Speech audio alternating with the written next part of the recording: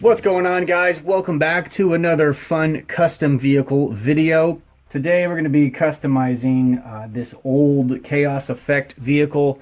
I had this laying around in my shop, and I've actually had this since 1999, I think. I found it at a thrift store a long time ago in a galaxy far away, and it's been sitting in a box full of just scrap parts, and I decided, you know what?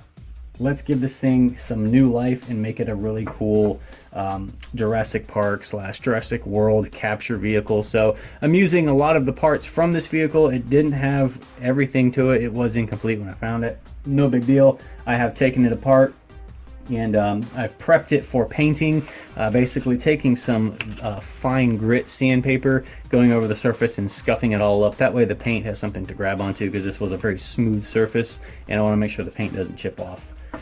So we're going to be using parts of this vehicle here, and another part from a Jurassic Park 3, that capture net vehicle that they had. It's missing the blue part to it, and of course everything is broken on it, but we're going to figure out a way to attach this to this vehicle to make this the new net trapper. I found some fish net here that I'm going to sew together onto this so it's a net trapping vehicle. I think that'll look pretty awesome. I'm going to paint this in a army color, like an olive green. I think would look really cool with some kind of chrome or aluminum accents and stuff like that.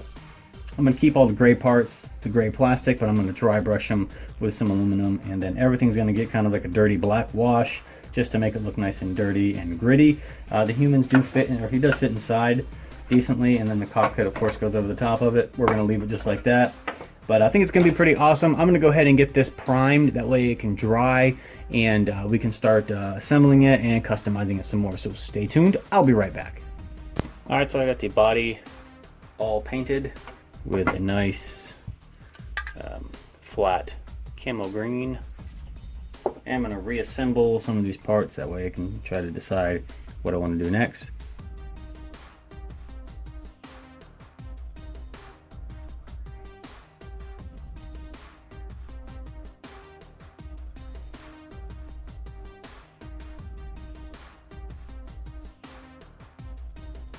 Alright, now I'm going to figure out this net thing. I kind of wanted to give it an action feature. I wanted to be able to have it spring loaded, or in spring powered at least, so I could pull it up and it would pull down. So I'm taking the front part of the vehicle here, this gray part, which used to have this little turny thing on it, but it broke and it's gone, so I'm not going to worry about those pieces.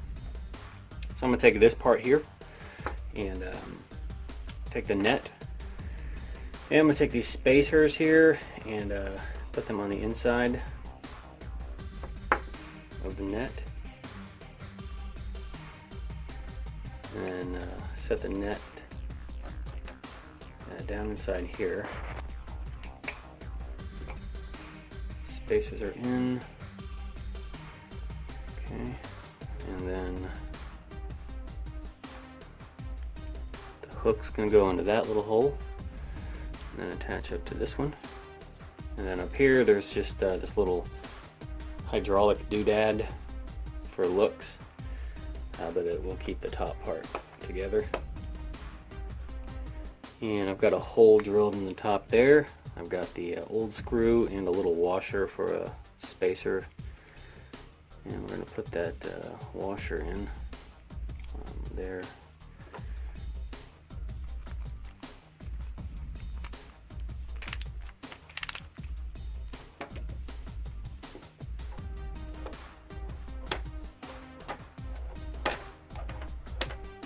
Cool.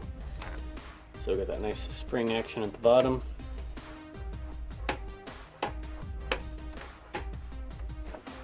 And take it over here and just lock it into place.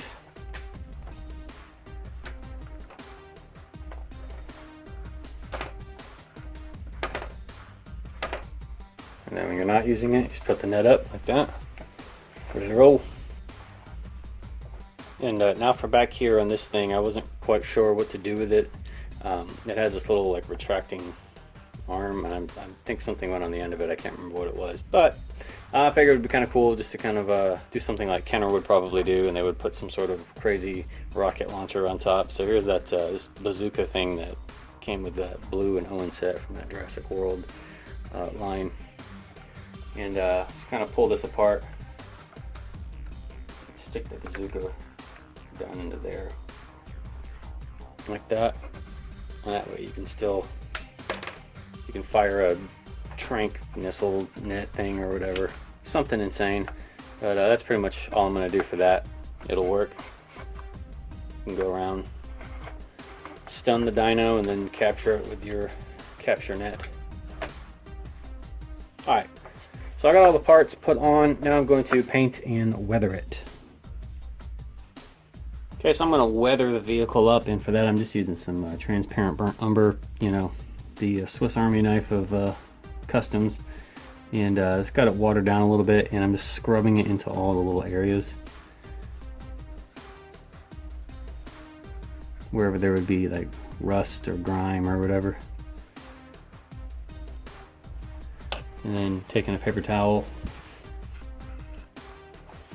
and then just kind of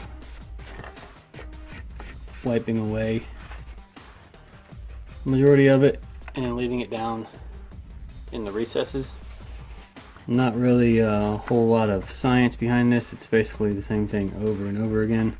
It just takes some time to get it down in there to really weather it up. And then we'll put some dry brush, some aluminum dry brushing on some of these parts, these ridges, to make them look like they're the paint has been scratched off down to the metal. Okay, now I'm going to take some aluminum and we're going to dry brush some scratches on this metal.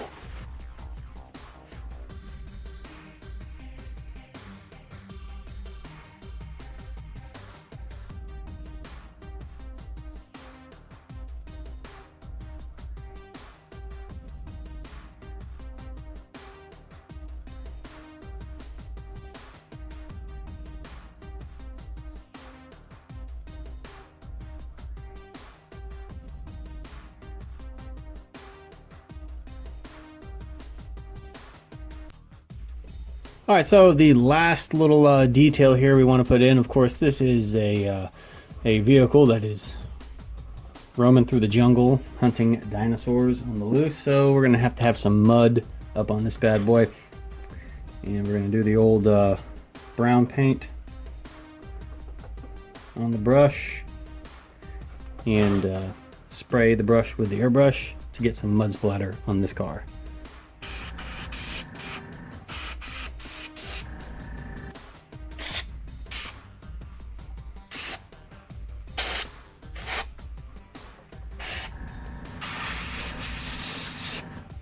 Alright, so I got the vehicle all sealed, and I added a little cockpit sticker here with some little dials and knobs and stuff like that on it, just for aesthetics purpose here. A lot of 90s toys, they all had those little stickers on it, but we can take our little guy and stick him in the cockpit here. And these little side latches are great for storing weapons. Like that. You're ready to roll through the jungles of Jurassic Park.